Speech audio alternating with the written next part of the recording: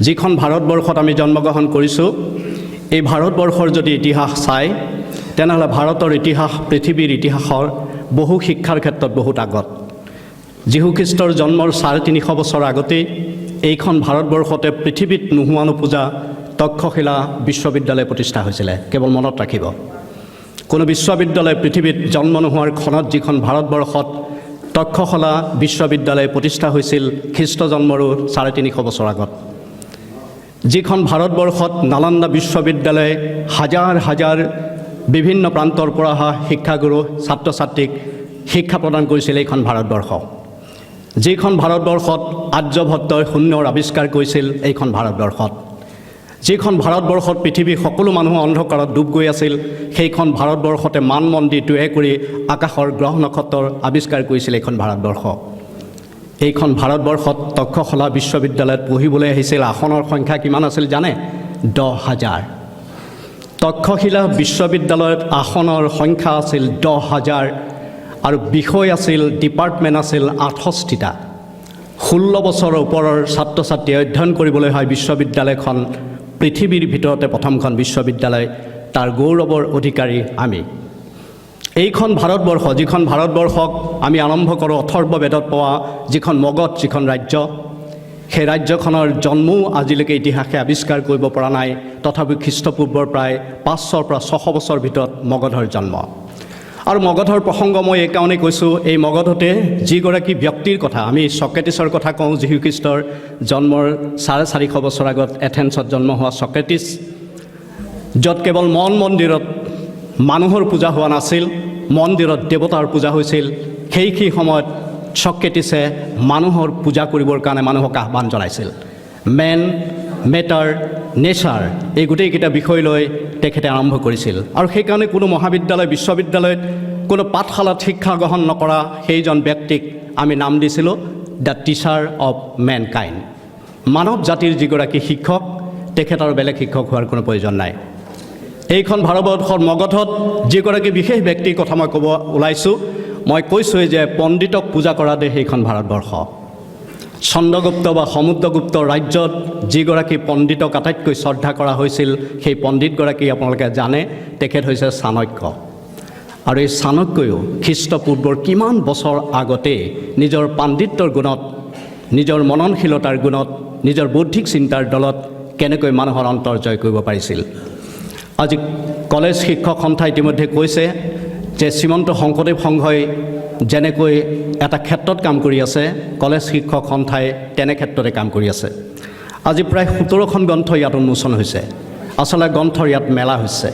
মই ভাবোঁ যে দুৰ্ভাগ্যজনকভাৱে বৰ্তমান সময়ত আটাইতকৈ সংখ্যা দিনক দিনে কমিছে, সেইটো হৈছে পঢ়ুৱৈৰ সংখ্যা।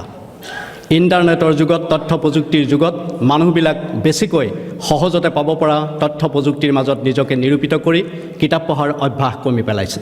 আজি যিবিলাক কিতাপ ইয়াত মুকলি হৈছে, বেকনে কোৱাৰ দৰে মোৰো আজি ক'বলৈ মন গৈছে, দাৰ্শনিক বেকনে কৈছিলে যে কিছুমান কিতাপ গিলি খাব লাগে, কিছুমান কিতাপ সোৱাদ ল'ব লাগে, কিছুমান কিতাপ চুবাব লাগে, কিছুমান কিতাপ হজম কৰিব লাগে।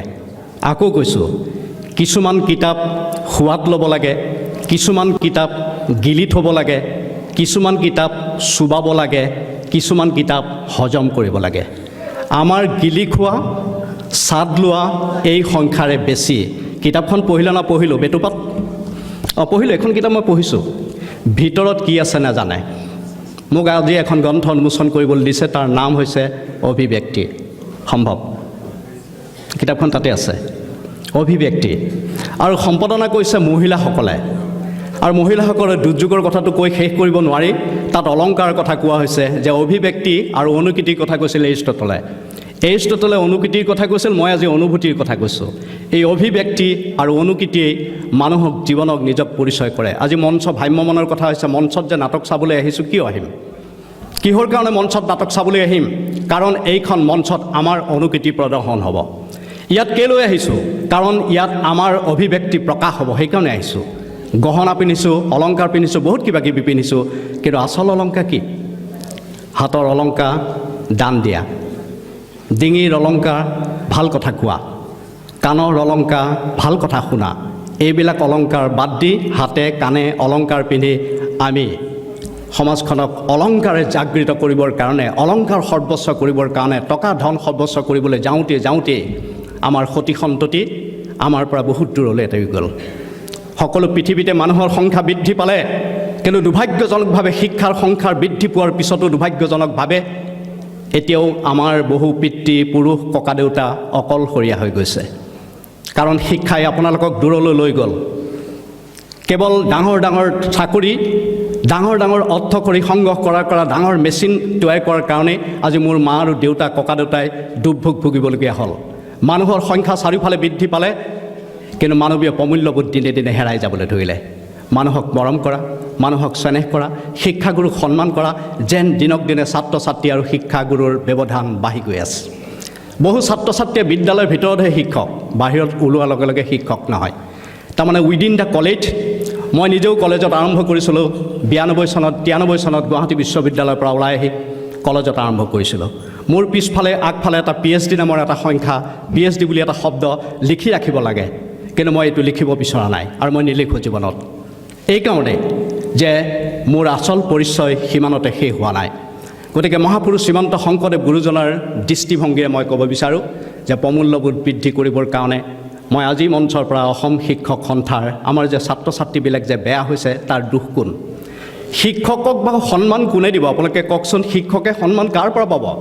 বঁটা বাহন বাদ দিয়ক না, বঁটা বাহন লোৱাৰ প্ৰক্ৰিয়াটো কেনেকুৱা হ'বলৈ সকলোৱে জানে। শিক্ষকৰ সন্মান বঁটা কোনে দিব জানেনে? ছাত্ৰই দিব।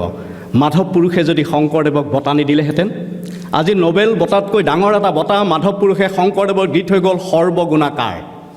আৰু এই বঁটাটো পৃথিৱীত কোনেও কেতিয়াও কাকো দিব নোৱাৰে। এজন ছাত্ৰই, এজন শিষ্যই, এজন গুৰুক দিয়া আটাইতকৈ ডাঙৰ সন্মান সৰ্বগুণাকাৰ। মই শিক্ষকসকলক ক'ব বিচাৰিছোঁ, আপোনালোকৰ আটাইতকৈ ডাঙৰ সন্মান আপোনালোকৰ ছাত্ৰ ছাত্ৰীসকলে দিব পাৰিব। আৰু সেইসকলৰ পৰাহে বাঞ্ছা কৰক, বেলেগৰ পৰা আশা নকৰিব টকা পইচা ধন ঐশ্বৰ্য বিভূতিৰে। এইসকল ছাত্ৰ ছাত্ৰীক আপোনালোকে যি পঢ়াব, যি শিক্ষা দিব, তাৰ উত্তৰ আপোনালোকে পাব। গতিকে মই নিজেও এগৰাকী শিক্ষক হিচাপে মই আপোনালোকক আহ্বান জনাওঁ, চক্ৰেটিছে যেনেকৈ শ্ৰেণীকোঠাৰ ভিতৰত পঢ়োৱা নাছিল, আপোনালোকেও শ্ৰেণীকোঠাৰ বাহিৰলৈ ওলাই যাওক। শ্ৰেণীকোঠাটো আমাৰ ভাগ্য বিধাতা, ভাগ্য নিয়ন্তা, ভাৰতৰ ভাগ্য নিয়ন্ত্ৰণ কৰিব লাগিব শ্ৰেণীকোঠাৰ পৰা। কিন্তু বৌদ্ধিক বিকাশৰ লগে লগে আধ্যাত্মিক আৰু নৈতিক বিকাশ কৰিবৰ কাৰণে লক্ষ্মীনাথ বেজবৰুৱাই কোৱাৰ দৰে এতিয়া এডুকেশ্যন গডলেছ এডুকেশ্যন। এতিয়াৰ এডুকেশ্যন গডলেছ এডুকেশ্যন। ইয়াত ভগৱানৰ কথাটো নাই। ধৰ্ম বুলি ক'লে এতিয়া ধুতি পিন্ধা বাবুল বৰা, ধুতি পিন্ধি পেলাই মানুহবিলাক এইবিলাকে ধৰ্ম কৰি আছে। কি কৰিছে সিহঁতেহে জানে, কি ধৰ্ম কৰিছে। আমাৰতো ধৰ্ম চৰ্মৰ কোনো কথা নাই। আমাৰ ঘৰ বাৰী ধুনীয়াকৈ টকা পইচা, ল'ৰা ছোৱালী পঢ়া শুনা, দেশে বিদেশে কি ধৰ্ম কথা আছে? ধৰ্মটো সেইটো নহয়। ধৰ্ম কেৱল নামঘৰত যাব নালাগে। আপোনাৰ হৃদয়খন যদি পবিত্ৰ, তেনেহ'লে আপুনি মন্দিৰলৈ যাব নালাগে, মছজিদলৈ যাব নালাগে। যি হৃদয়ত আছে মন্দিৰ মছজিদত নাই, আৰু যি হৃদয়ত নাই মন্দিৰ মছজিদত বিচাৰি নাপায়।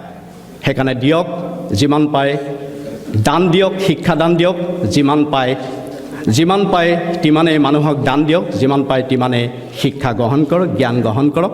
এইখিনি কথাৰে আজি কলেজ শিক্ষক সন্থাৰ বিশেষকৈ ভূঞা ডাঙৰীয়াই মোক ইয়ালৈ আমন্ত্ৰণ জনাই আনিলে। মোৰ কলেজৰ দিনলৈ আকৌ মনত পৰি গ'ল, যিখন মহাবিদ্যালয়ত মই আৰম্ভ কৰিছিলোঁ। সেই মহাবিদ্যালয় এতিয়া মোৰে এগৰাকী ছাত্ৰ তাৰ প্ৰিন্সিপাল হৈ আছে। মোৰ কাৰণে ইয়াতকৈ সৌভাগ্য একো নাই। কেইবাখনো মহাবিদ্যালয় মই আৰম্ভ কৰিছিলোঁ, প্ৰতিষ্ঠা কালৰ পৰা আছিলোঁ। সেই মহাবিদ্যালয়ে এতিয়া চৰকাৰী স্বীকৃতি পাবলৈ সক্ষম হৈছে। তাতকৈ মোক আনন্দ একো নালাগে। গতিকে সমাজৰ কাম কৰি ভাল পোৱা এই সমাজতে মোক এইখন সমাজলৈ চিনাকি কৰি দিয়াৰ কাৰণে মই ভূঞা ডাঙৰীয়াক পুনৰবাৰ ধন্যবাদ আৰু কৃতজ্ঞতা জনাই সকলো শিক্ষকলৈ ধন্যবাদ আৰু কৃতজ্ঞতা শ্ৰদ্ধা জনাই মোৰ বক্তব্য সামৰিছোঁ। ধন্যবাদ।